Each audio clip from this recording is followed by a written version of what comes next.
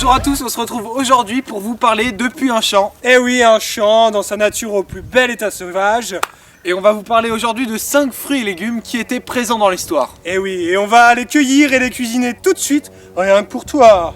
C'est parti. Nous voilà tout de suite en cuisine et nous allons commencer par vous raconter ces 5 histoires de fruits et légumes.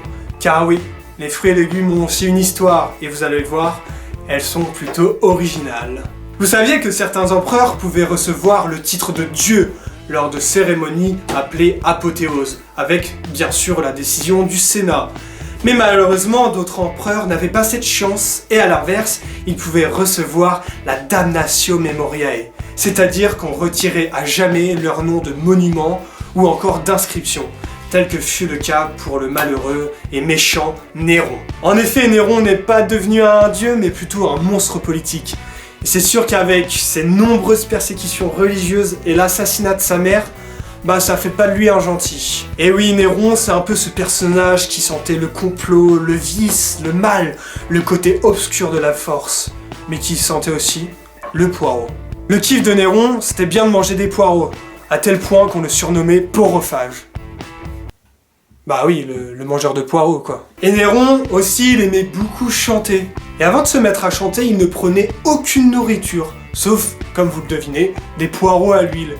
Et oui, c'est sûr, le poireau, c'était bien vu pour la gorge. Et encore récemment, quand je dis récemment, c'est au siècle dernier, dans les pharmacies, on donnait du sirop de poireau pour soigner les maux de gorge.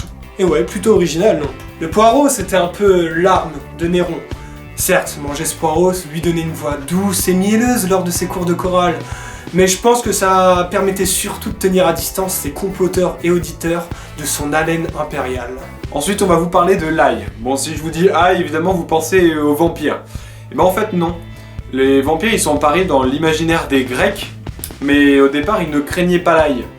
C'est seulement dans l'Antiquité qu'est venu l'ail comme remède contre les vampires. Et c'est un certain Pline, en fait, qui décrit cette méthode.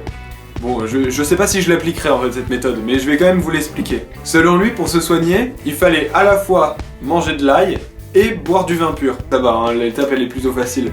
Sauf que le pire reste à craindre. En fait, il fallait aussi se vomir dessus à la fin. Et là, c'est nettement moins cool. Alors par contre, me demandez pas pourquoi, j'en sais strictement rien. Et cette plante, on la voit aussi à un autre moment dans l'histoire. Elle est aussi utilisée par Ulysse, qui la reçoit d'Hermès, lorsque la sorcière Circé lui envoie un sortilège. Alors cette plante, elle a le nom alors de Molly, qui est utilisée par son écrivain tout simplement, qui est Homère, avec une description comme une plante qui a une racine noire et des fleurs laiteuses. On retrouve bien l'ail d'aujourd'hui. Troisième aliment qu'on va voir tout de suite, la laitue. Vous saviez que dans l'Antiquité, les amants se cachaient pas forcément sous le lit, dans le placard, dans le coffre de la voiture ou dans la cave. Non, ils se cachaient derrière une laitue. Oui, une laitue. Je m'explique. Adonis est un bel et faible, qualifié comme le plus beau garçon du monde. Et d'après vous, forcément, qui est-ce qui vient lui caresser les pectoraux? Je vous donne dans le mille Aphrodite, la déesse de l'amour. Cette dernière, après avoir trouvé Adonis et avoir fait tchic tchic bang bang boum boum avec lui, décide alors de le cacher, pour pas que Perséphone ou encore Calliope ne le trouve, c'est-à-dire pour qu'il n'y ait personne qui couche avec le bel Adonis, sauf la déesse de l'amour. Aphrodite décide alors de cacher le bel Adonis derrière une feuille de laitue. Plutôt original, non? Adonis, qui est alors bien installé tranquillement dans sa feuille, s'endort paisiblement.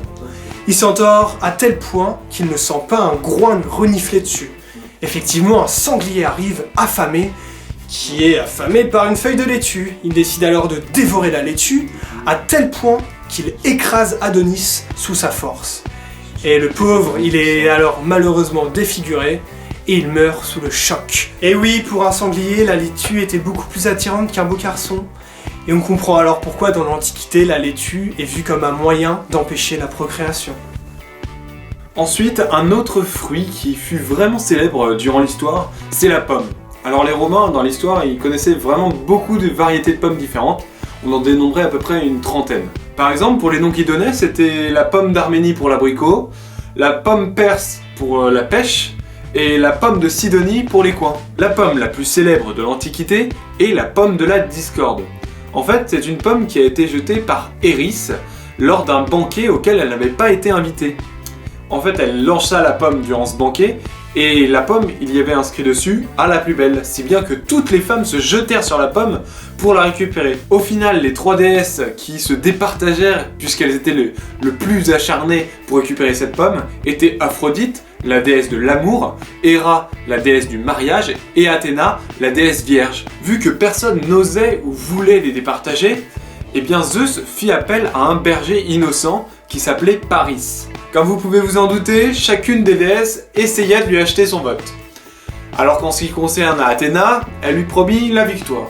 En ce qui concerne Héra, elle lui promit le pouvoir.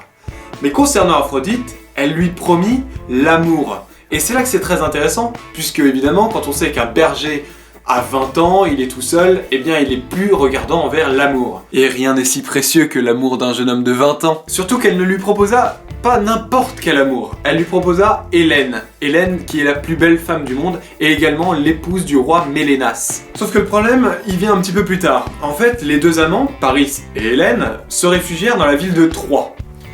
Sauf que, évidemment, le roi Mélénas, il n'est pas content. Un petit peu jaloux, il déclare la guerre à la ville de Troie, où s'étaient cachés les 2 amants. Et c'est là qu'a éclaté la guerre de Troie, qui dura plus de 20 ans. Tout ça pour une fichue pomme. Et c'est parti pour le 5e et dernier fruit, toujours lié à la belle mythologie grecque. En effet, cette fois on va parler d'un fruit un peu plus spécial, c'est-à-dire le coin. Donc remontons à un vieux mythe, celui du mythe d'Acontus et de Cydippe. Donc Acontus, qui est à la fois un homme jeune, beau, riche mais aussi honnête, souffre malheureusement d'un terrible défaut. Il souffre de timidité. Et oui, à chaque fois qu'il rencontre une belle jeune femme, son cœur s'enflamme, mais il reste malheureusement paralysé face à elle. Un jour, une belle jeune fille du nom de Cydippe, venant d'Athènes, arrive à Délos. Elle décide alors d'aller prier au temple d'Artémis, déesse de la chasteté. Mais là, une surprise arriva. En effet, lorsque Cydippe est en train de prier, un coin tombe à ses pieds. Ce qui est plutôt surprenant en sachant que le coin est plutôt un fruit de l'amour, un fruit de la déesse Aphrodite, qui n'était pas très connue pour aller prier au temple de la chasteté. Cydippe ramasse alors naturellement le fruit. Mais ce qui est assez spécial, c'est que sur ce fruit, il y a un message qui a été inscrit. Eh bien, Cydippe, qu'est-ce qu'elle fait ? Elle prononce alors les mots qui sont inscrits, et ces mots lui seront fatals. Elle dit ainsi: par Artémis, je jure d'épouser Acontus. Cydippe est alors prise au piège. Acontus pourrait alors naturellement aller cueillir sa promise. Mais, comme on l'a dit précédemment, sa timidité l'en empêche. Quelque temps plus tard, Cydippe toujours seul, son père s'inquiète. Il décide alors de la marier avec un autre. Mais tout le monde a oublié le fameux serment, sauf la déesse. Cydippe, le jour de ses noces, est alors malade et son père s'inquiète. Il s'inquiète qu'elle reste vieille fille. C'est alors qu'Acontus apparaît et ose enfin prendre son courage à 2 mains. Il décide alors d'épouser celle qui lui avait été promise, Cydippe. En souvenir de cet épisode, le fameux législateur d'Athènes, Solon, décida alors par décret qu'avant de monter dans le lit nuptial, la mariée devait manger le coin. Merci à toi d'avoir regardé la vidéo jusqu'à la fin, j'espère que t'as appris plein de choses. Et n'oublie surtout pas de partager, de t'abonner, de liker. Ouais, évidemment, si t'as aimé, n'hésite pas à le faire savoir aussi à tes proches. Et puis à relayer la chaîne, comme ça nous incite à faire plus de vidéos. Et puis, un dernier mot pour la fin. Restez curieux.